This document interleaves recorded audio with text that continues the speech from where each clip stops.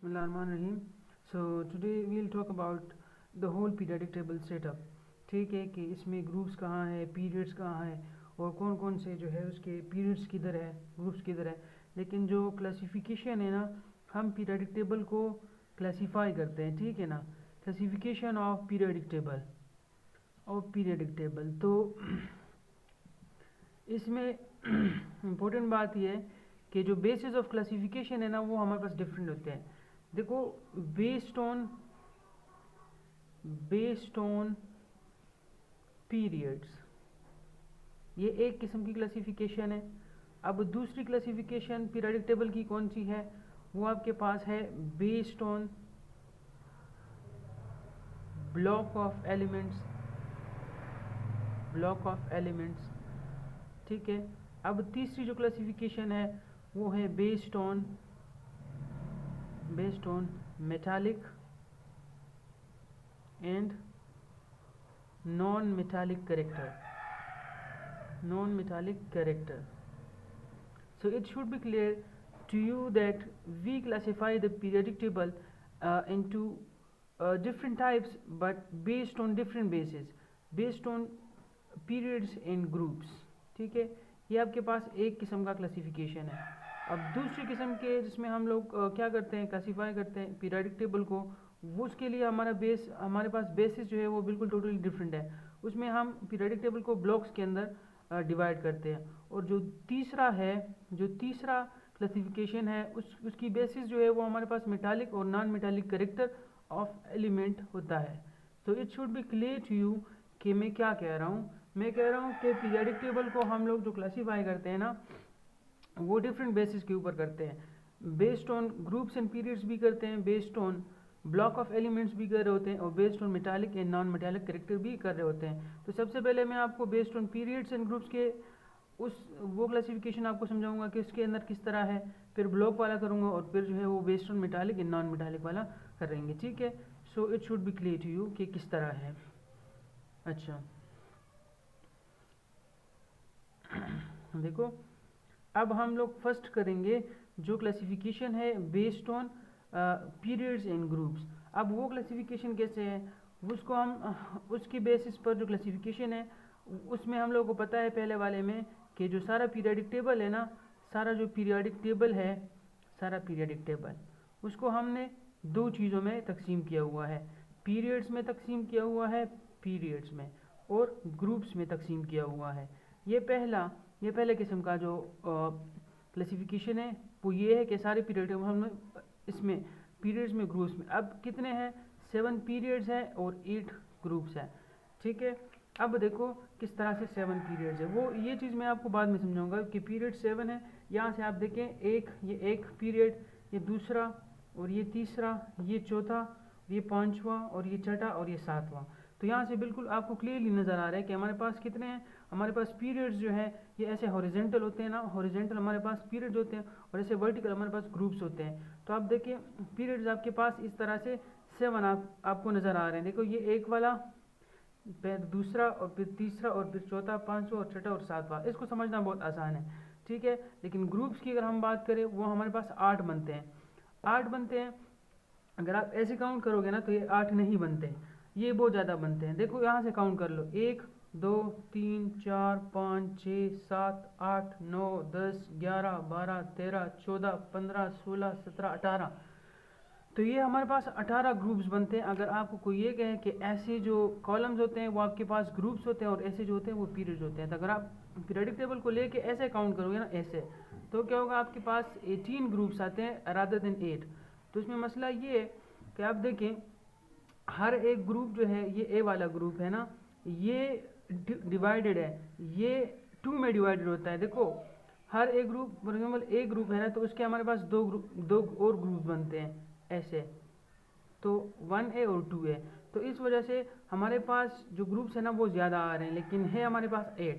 अब इसको देखकर हम लोग ये समझ सकते हैं कि अगर हर ग्रुप के जो सब टाइप्स होते हैं वो 2 होते हैं, तो हमारे पास इसकी जो अमाउंट है ना वो 16 आनी चाहिए, क्योंकि 8 को मल्टीप्लाई कर लो 2 के साथ तो हमारे पास 16 आते हैं. अब जब हम काउंट करते हैं तो वो हमारे पास आते हैं 18 आते हैं. अभी भी 2 का मसला है, अभी भी 2 जो है वो हमारे पास उसका मसला बन रहा है। तो उस मसले को कैसे हल करें?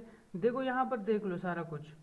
तो यहाँ पे ये मसला है कि देखो यहाँ 1, 2 और 3 ग्रुप्स जो है ना वो आपको बिल्कुल एक ही ग्रुप के अंदर रखे हुए हैं। देखो ये 8B वाला जो ग्रुप है ना ये थोड़ा सा स्पेशल है, इसको आप कंसिडर कर ले। इसके अंदर हम लोगों ने 3 ग्रुप्स को जो है वो इकट्ठे हम लोगों ने 3 ग्रुप्स को एक ही ग्रुप का माना हुआ है, ठीक है ना।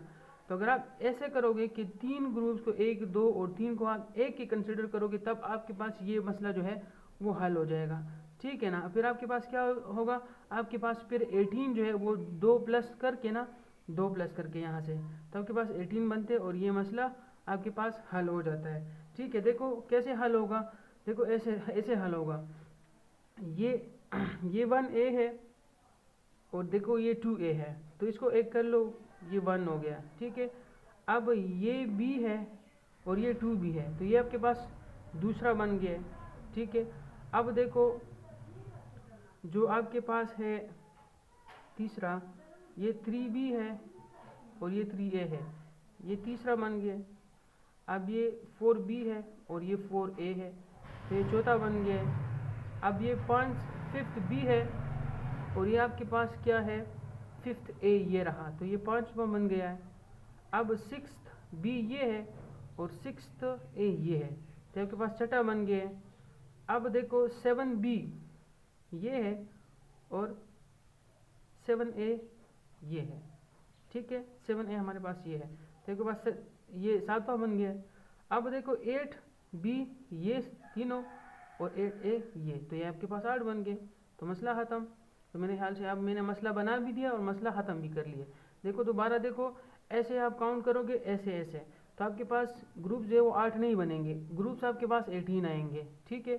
18 क्यों आते हैं, इसकी रीज़न ये है कि हर एक ग्रुप जो होता है ना वो सब टाइप्स में डिवाइड होता है, ए में और एक में और दूसरे में। मतलब ए जो होगा वो 1A होगा और 2A होगा, बी जो है वो 1B होगा 2B होगा। फिर हमारे पास इसको लेके मतलब अगर 2 से मल्टीप्लाई करोगे ना तो फिर 16 आने चाहिए, लेकिन फिर वो 18 होते हैं। वो उस मतलब उस मसले को हल करने के लिए हम लोग इस 8B को डिटेल में देख रहे होते हैं। तो अगर आप इसको डिटेल में देखें तो इसमें 3 ग्रुप्स को हम लोगों ने इकट्ठा जो है वो रखा हुआ है। अब इसको हम लोगों ने इकट्ठा क्यों रखा हुआ है, क्योंकि इसकी जो प्रॉपर्टीज होते हैं ना वो एक दूसरे से मैच कर रहे होते हैं। इस वजह से हम लोगों ने क्या किया हुआ है, इसको ना एक ही ग्रुप का मान लेते हैं इसको। तब मैंने आपको प्रूफ कर दिया कि ये ऐसे काउंट करके ना आपके पास 8 ग्रुप्स बराबर होते हैं। तो ये मसला क्लियर है कि ग्रुप्स जो है वो 8 होते हैं और पीरियड्स हमारे पास 7 होते हैं। तो अब हम पीरियड्स की डिटेल में बात करेंगे और ग्रुप्स की डिटेल में बात करेंगे, ठीक है। So let me clear these things from here and then we will move towards the periods in groups. अच्छा, तो देखो यहाँ पर हमारे पास पीरियड्स होते हैं ना, ये वाले पीरियड्स, ठीक है। ये आपके पास पीरियड्स है, ऐसे जाते जाते ये पीरियड्स है। तो अगर पहले पीरियड में आप देखें तो इसके अंदर कितने एलिमेंट्स हैं, इसके अंदर एक एलिमेंट ये रहा और दूसरा ये रहा, तो आपके पास 2 एलिमेंट है। तो इस वजह से इसको क्या कहते हैं, इसको शॉर्टेस्ट पीरियड कहते हैं, शॉर्टेस्ट पीरियड, ठीक है। शायद आपको ये होप्सो के नज़र आ रहा हो कैमरे में, लेकिन ये शॉर्टेस्ट पीरियड है। शॉर्टेस्ट पीरियड, पहला पीरियड जो है वो शॉर्टेस्ट पीरियड होता है क्योंकि उसके अंदर सिर्फ 2 ही एलिमेंट होते हैं, एक और दूसरा, ठीक है। अब जब हम दूसरे और तीसरे की बात करेंगे ना, दूसरे पीरियड की और तीसरे पीरियड की, तो इसमें देखो कितने एलिमेंट्स बन रहे हैं, 1, 2, 3, 4, 5, 6, 7 और 8 एलिमेंट बन रहे होते हैं। इस तरह 3 में भी 1, 2, 3, तीसरे पीरियड में भी हमारे पास इधर आके 8 एलिमेंट्स बन रहे होते हैं। तो इस वजह से इसको क्या कहते हैं, इसको बेटा शॉर्ट पीरियड कहते हैं, शॉर्टेस्ट नहीं कहते लेकिन शॉर्ट पीरियड कहते हैं, ठीक है। इसके अंदर कितने एलिमेंट्स आ रहे होते हैं, 2 and +3 के अंदर हमारे पास 8 एलिमेंट्स आ रहे होते हैं। और जो 8 एलिमेंट्स होते हैं, 8 एलिमेंट वो आपके पास क्या होते हैं, वो आपके पास सारे रिप्रेजेंटेटिव एलिमेंट होते हैं। अब मैं बाद में समझाऊंगा कि रिप्रेजेंटेटिव एलिमेंट क्या होते हैं, लेकिन सिर्फ आप सुने यहाँ पे कि ये आपके पास सारे के सारे रिप्रेजेंटेटिव एलिमेंट होते हैं। और ये 2 और 3 को शॉर्ट पीरियड कहते हैं, शॉर्ट पीरियड, ठीक है। और पहले वाले को क्या कहते हैं, शॉर्टेस्ट पीरियड कहते हैं, क्योंकि वहाँ पे क्या मसला है, वहाँ पे आपके पास सिर्फ 2 ही एलिमेंट आते हैं और वो भी आपके पास रिप्रेजेंटेटिव होते हैं। अच्छा, अब जाएंगे 4th पीरियड की तरफ ना, 4th की तरफ। अच्छा, अगर मैं आपको क्लियरली लिख लूँ कि जो फर्स्ट पीरियड है उसके अंदर 2 ही एलिमेंट्स रहते हैं, 2 ही एलिमेंट्स रहते हैं, तो इस वजह से उसको क्या कहते हैं, शॉर्टेस्ट कहते हैं, शॉर्टेस्ट। ठीक है, और वो एलिमेंट्स क्या होते हैं, रिप्रेजेंटेटिव एलिमेंट होते हैं। रिप्रेजेंटेटिव का बाद में समझाऊंगा आपको। ठीक है, अब जाएंगे फोर्थ और फिफ्थ की तरफ। ठीक है, अच्छा, तो फोर्थ और फिफ्थ की तरफ जाएंगे।